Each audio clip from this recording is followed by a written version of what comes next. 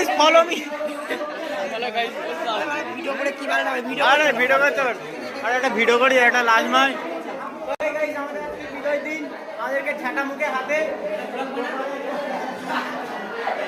কপালে বালচল দিয়ে